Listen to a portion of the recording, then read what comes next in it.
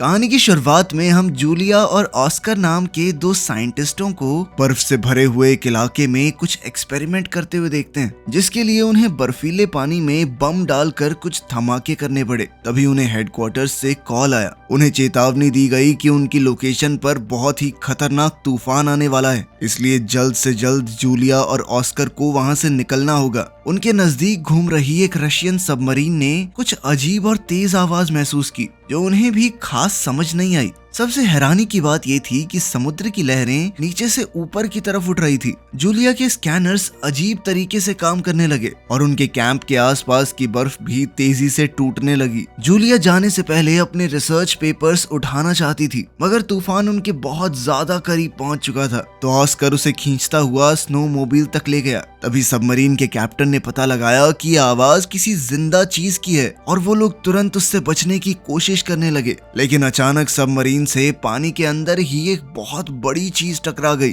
ऊपर ऑस्कर और जूलिया बर्फ टूटने के कारण जल्दी से भागने की कोशिश कर रहे थे, लेकिन बदकिस्मती से आगे भी बर्फ टूटने लगी। उनकी स्नोमोबिल जो वहां से निकलने का एकमात्र सहारा थी, जलकर राख हो गई और पानी में डूब गई। जल्द ही धमाकों ने उनके कैंप को भी उजाड़ कर रख दिया और बचे हुए साइंटिस्ट धीरे धीरे डूबकर मरने लगे। उधर सबमरीन को भी लगातार नुकसान पहुंच रहा था और लोग बड़ी मुश्किल से अपनी सीट्स पर बैठे थे, क्योंकि सब कुछ जोर जोर से हिल रहा था। थोड़ी कोशिश करने के बाद वो फायर करने में कामयाब हो गए और उससे निकली रोशनी ने पानी में कुछ बड़े बड़े टेंटिकल्स दिखाए। तभी एक आदमी शीशे की स्क्रीन से टकराकर दूर जा गिरा और चोट की वजह से बेहोश हो गया। इससे पहले कि सबमरीन पूरी तरह डूब जाए, एक ऑफिसर ने इमरजेंसी मैसेज दबा दिया और रशियन नेवी के हेडक्वार्टर्स में सबमरीन के गायब होने की खबर पहुंच गई, क्योंकि उस सबमरीन में बहुत जरूरी हथियार थे। इसीलिए वो या तो उसे बचाने और अगर बचा नहीं सकते तो उड़ाने के लिए रेस्क्यू टीम भेजते हैं। इस मिशन को विक्टर लीड करेगा, जो पानी में फंसी हुई सबमरीन के कैप्टन का भाई है। उनका परिवार परेशान था कि कहीं विक्टर भी वहां गायब ना हो जाए। उसकी मां को बहुत ज्यादा टेंशन हो रही थी, इसीलिए उन्होंने विक्टर को एक घड़ी दी, जो कि विक्टर के पिता की थी, जो अब इस दुनिया में नहीं है। उन्होंने कहा कि ये तुम्हारी रक्षा करेगी, वो जहां भी होंगे तुम्हारा ध्यान रखेंगे।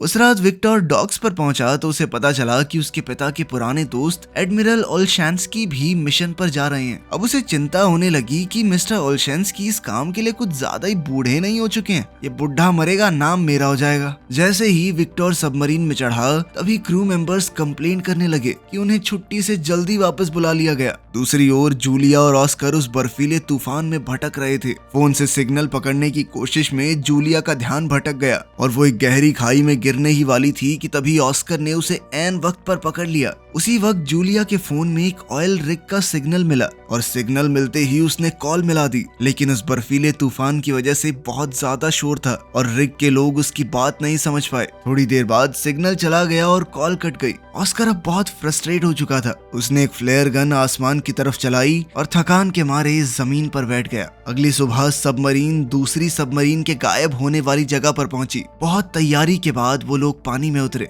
जहाज के क्रू ने नोटिस किया कि ओलशैंस्की विक्टर को एक प्राइवेट रूम में ले गया था, जहां कुछ सीनियर ऑफिसर्स मौजूद थे और उन्हें एक रिपोर्ट पढ़ने के लिए दी गई, जिसे पढ़कर सब लोग बहुत ज्यादा परेशान हो गए। जल्दी ही पुरानी सबमरीन के गायब होने को लेकर अफवाहें फैलने लगी। वहीं दूसरी तरफ जूलिया और ऑस्कर को एक बुई बर्फ में फंसा हुआ मिला। बुई दरअसल एक ऐसा डिवाइस है जो पानी में तैरते हुए आसपास के जहाजों को सिग्नल भेजता है। तब उनके मन में उम्मीद जाग गई कि कोई तो उन्हें ढूंढने जरूर आएगा। इसके बाद वो इधर उधर भटकना बंद करके वहीं रुक गए। जब सबमरीन को बुई का सिग्नल मिला तो दोनों तुरंत उसी दिशा में बढ़ने लगे। अचानक से बहुत सारी वेल्स सबमरीन के चारों तरफ मंडराने लगी, मगर क्रू मेंबर्स भी बिना उन्हें चोट पहुंचाए नीचे जाने की कोशिश करने लगे। एक वेल गलती से स्क्रू हेड से टकरा गई। तभी ओलशैंस्की ने क्रू को सोनार चालू करने को कहा, जबकि विक्टर इस बात से सहमत नहीं था। जब सोनार को एक्टिवेट किया गया तो वेल्स थोड़ी दूर चली गई, लेकिन पलक झपकते ही वापस पास आ गई।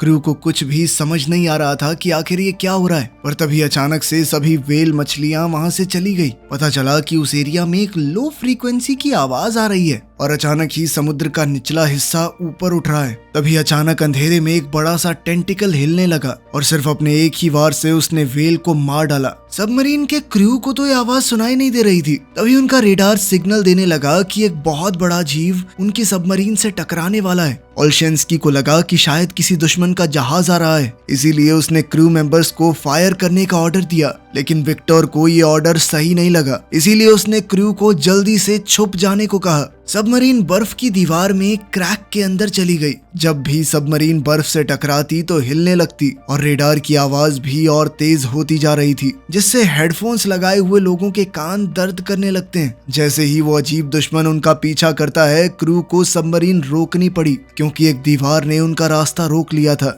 खुशी की बात यह थी कि उनका पीछा करने वाला वो अनजान दुश्मन तब तक जा चुका था। जब क्रू सबमरीन के डैमेज का अंदाजा लगा रही थी तो ओल्शेंस्की विक्टर को डांटता है कि उसने बिना सोचे समझे रिस्क लिया। अब उनके पास कोई ऑप्शन नहीं बचा, तो अब उन्हें सबमरीन को ठीक करने के लिए पानी के ऊपर आना होगा।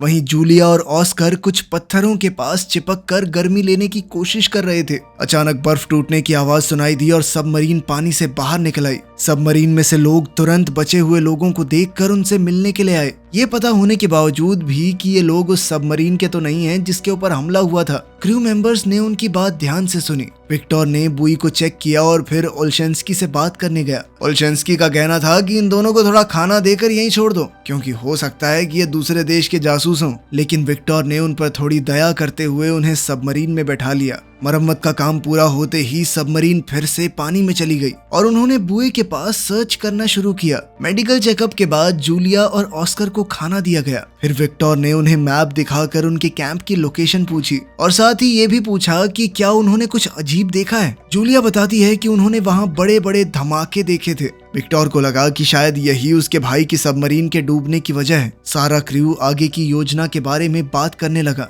लेकिन ओल्शेंस्की ने कहा कि हमें वापस चलना चाहिए क्योंकि थोड़ी देर पहले रडार में जो भी चीज थी वो खतरा वापस आ सकता है। अगर हम पर फिर से अटैक हुआ तो इमरजेंसी सिग्नल भेजना तक मुश्किल होगा। लेकिन विक्टर अपने भाई को ढूंढने के लिए बेचैन था और ऑर्डर देता है कि सबमरीन जूलिया के कैंप की तरफ ले चलो। ओल्शेंस्की ने विक्टर को दूर ले जाकर चेतावनी दी कि ये दूसरी बार है जब उसने गलत फैसला लिया है। अगर एक और बार ऐसा हुआ तो सब कुछ खत्म हो जाएगा। विक्टर ने अपने एक साथी को समझाया कि हमें जल्दी करनी होगी क्योंकि अगर दूसरी सबमरीन में कोई जिंदा है तो उसके पास ऑक्सीजन कम ही बची होगी। तभी जूलिया को एक अजीब सी आवाज सुनाई दी। ऑस्कर कहता है कि ये सोनार की आवाज है जो दूसरी सबमरीन को ढूंढ रही है। खोज कुछ देर तक चलती रही, लेकिन फिर रेडार दिखाता है कि वो अजीब दुश्मन फिर से उनका पीछा कर रहा है। विक्टर ने क्रू से कहा कि पहले की तरह एक छुपने की जगह ढूंढो, लेकिन इस बार उनके आसपास कोई इस तरह की जगह नहीं थी। लेकिन वहीं पास में एक ऑयल रिग मौजूद थी, तो विक्टर ने सोचा कि वहां पर छुपने की जगह मिल सकती है।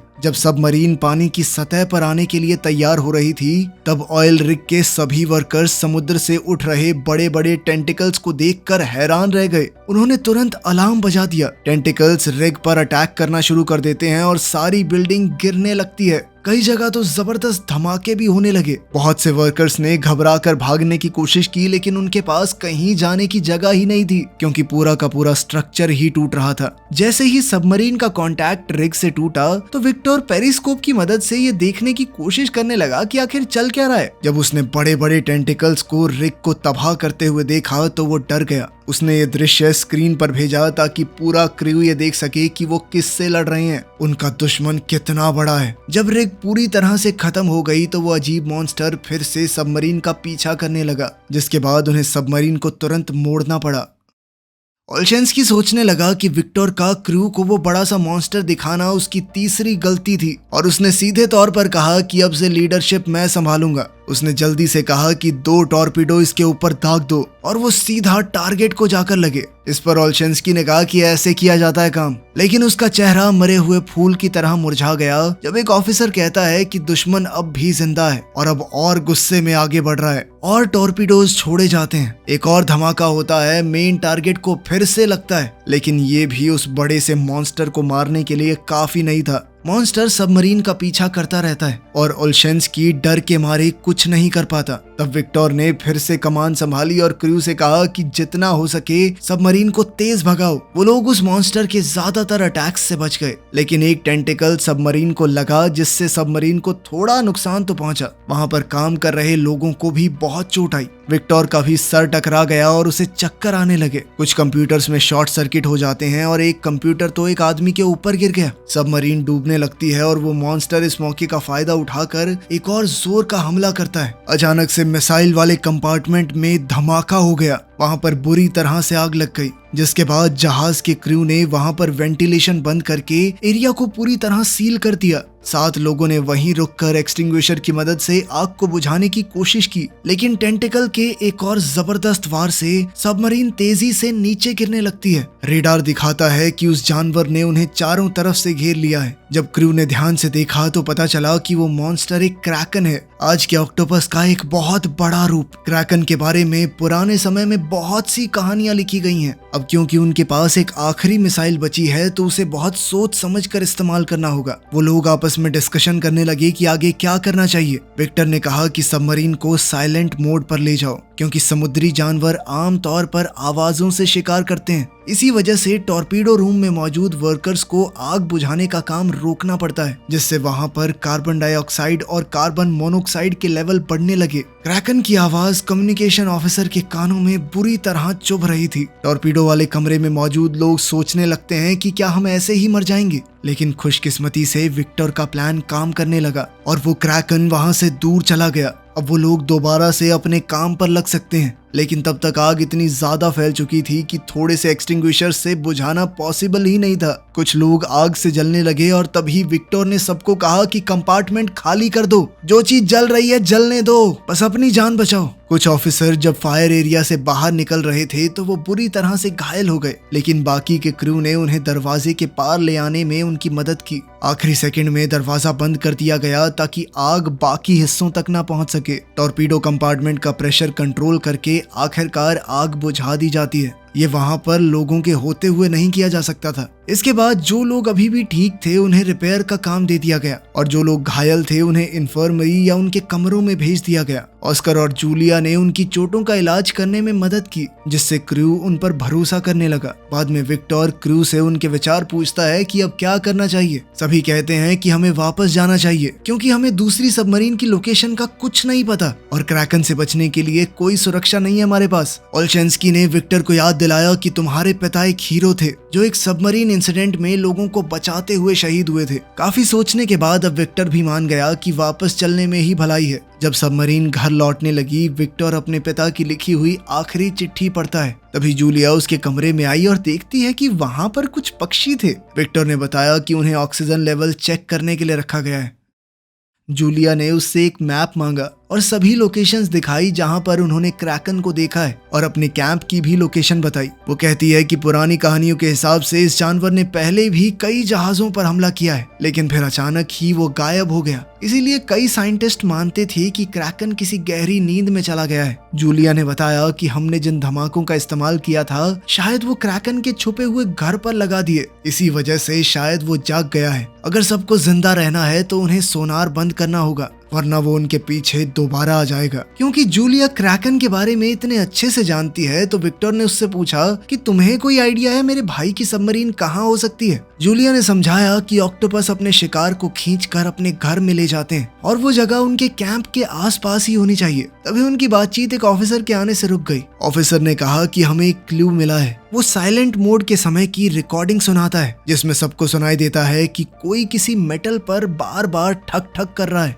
वो सिग्नल को ट्रैक करते हैं और ये कंफर्म होता है कि ये जूलिया के कैंप के पास से आ रहा है। इसका मतलब साफ था कि दूसरी सबमरीन में अभी भी कुछ लोग जिंदा हैं। विक्टर ने सबको बुलाया और कहा कि देखो, हमारे फौजी उस सबमरीन में बंद हैं, जिंदगी और मौत के बीच जूझ रहे हैं वो। अगर उन्हें हम नहीं बचाएंगे तो कौन बचाएगा? ये मत सोचना कि मैं सिर्फ अपने भाई के लिए वहां जाना चाहता हूँ। अगर तुम में से कोई भी वहां होता तो मैं एक आदमी के लिए भी यही करता। जिसके बाद उसने अपने साथियों को सीधे ऑर्डर दिया कि सबमरीन को जूलिया के कैंप की तरफ ले चलो। अचानक मशीन और दीवारों में से नट बोल्ट्स निकलने लगे, ग्लास और लाइट्स टूट गई। इसका मतलब था कि सबमरीन ज्यादा गहरे पानी में चली गई है, जिस वजह से वो लोग सबमरीन को थोड़ा ऊपर लेकर गए। तब एक ऑफिसर ने नोटिस किया कि हम तो कुछ अलग ही जगह पर आ चुके हैं। विक्टर ने कहा कि हमें एक मिनी सबमरीन भेजनी चाहिए इस जगह को अच्छे से देखने के लिए, क्योंकि मिनी सबमरीन का पायलट पिछले अटैक में इंजर्ड हो गया था। तो विक्टर ने कहा कि मैं खुद जाऊंगा और तब तक ओल्शेंस्की कमांड में रहेंगे।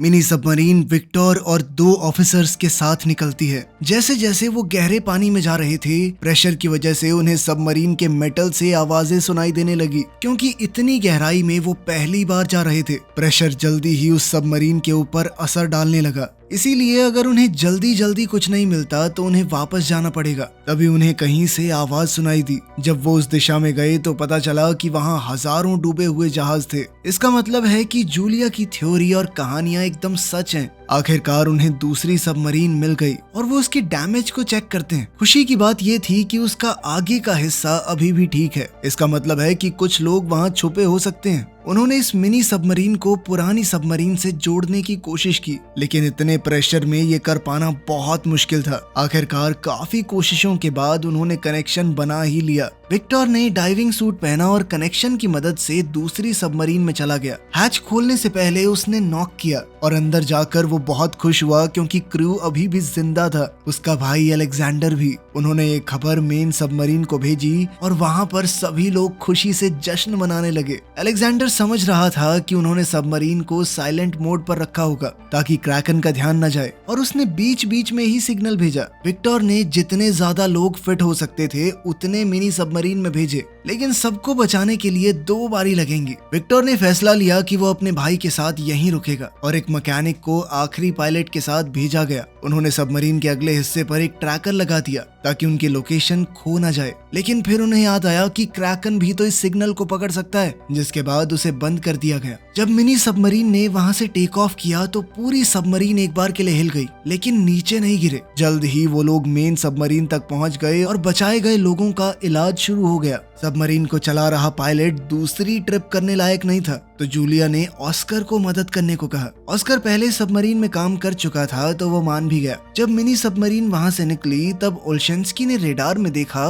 कि क्रैकन फिर से हिलना शुरू हो चुका है। दूसरी तरफ विक्टर और अलेक्जेंडर उन खतरनाक हथियारों को ढूंढने जाते हैं जो उनके सीनियर्स ने मांगे थे। उन्होंने डिस्ट्रॉयड एरिया में जाके तिजोरी से कोड निकाले, लेकिन जब उन्होंने कंप्यूटर में कोड डालने की कोशिश की तो सिस्टम ने काम नहीं किया। लेकिन विक्टर हार मानने को तैयार नहीं था और काफी सारे बटन्स दबाने के बाद कंप्यूटर ऑन हो गया। उन्होंने देखा कि ये हथियार अभी भी काम कर रहे हैं। उस हथियार में से निकलने वाले सिग्नल को मिनी सबमरीन ने पकड़ लिया और उस सिग्नल का पीछा करते हुए वहां पहुंच गए। लेकिन मेन सबमरीन में सब लोग डर चुके थे, क्योंकि क्रैकन उनके बहुत करीब आ चुका था। क्रू ने जल्दी से सबमरीन को समुद्र के निचले हिस्से में लैंड कर दिया और साइलेंट मोड में चले गए। क्रैकन ने एक बड़ा पत्थर सबमरीन पर फेंका, जिस वजह से सबमरीन को चोट लगी और पानी एक कंपार्टमेंट में घुसना शुरू हो गया, और क्रूज डाउट में पड़ गया कि वो साइलेंट मोड कितनी देर तक रख पाएंगे।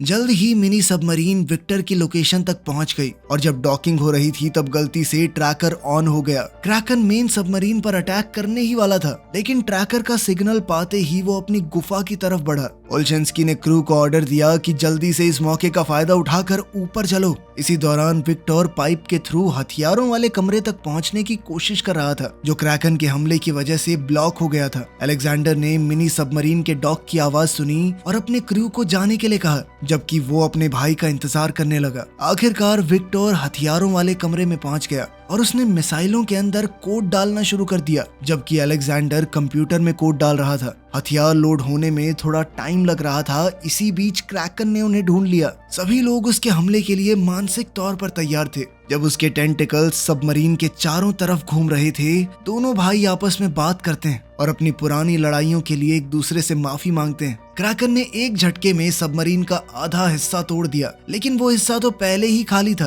क्रैकन अब दोबारा अटैक करने ही वाला था। दोनों भाइयों ने एक साथ बटन दबा दिया ताकि हथियार फायर हो सके। अब पानी सबमरीन में घुसने लगा तो विक्टर जल्दी से पाइप के थ्रू वापस अलेक्जेंडर के पास गया। वो हथियार जल्द ही खुद ब खुद फटने वाले थे, तो दोनों भाई तेजी से निकलने की कोशिश करते हैं। सबमरीन अब डूब रही थी और जोरदार लहरों की वजह से कॉरिडोर में पानी आ रहा था, जिस वजह से दोनों भाई अलग हो गए। विक्टर ने अलेक्जेंडर को ढूंढते हुए उसका हाथ पानी से बाहर निकलते हुए देखा। विक्टर ने तुरंत उसका हाथ पकड़ा और अपने पास खींचने लगा, जब तक अलेक्जेंडर सही सलामत उसके पास नहीं आ गया। दोनों भाई सीढ़ियां चढ़कर मिनी सबमरीन में घुस गए और दरवाजा बंद कर लिया ताकि पानी अंदर न आ सके। अब सिर्फ 2 मिनट बचे हैं धमाके के लिए, लेकिन मिनी सबमरीन लॉन्च नहीं कर पा रही थी। जब वो लोग मेन सबमरीन के साथ जुड़े जुड़े नीचे गिरने लगे तो विक्टर को इमरजेंसी लीवर याद आया। उसे खींचते ही मिनी सबमरीन आखिरकार डिस्कनेक्ट हो गई। फिर वो तेजी से निकलते हैं और हथियारों के फटते ही जो शॉक वेव निकली उन्होंने मिनी सबमरीन को समुद्र में घुमा दिया। ऊपर मेन सबमरीन में सब लोग बस उनके सही सलामत ऊपर आने का इंतजार कर रहे थे।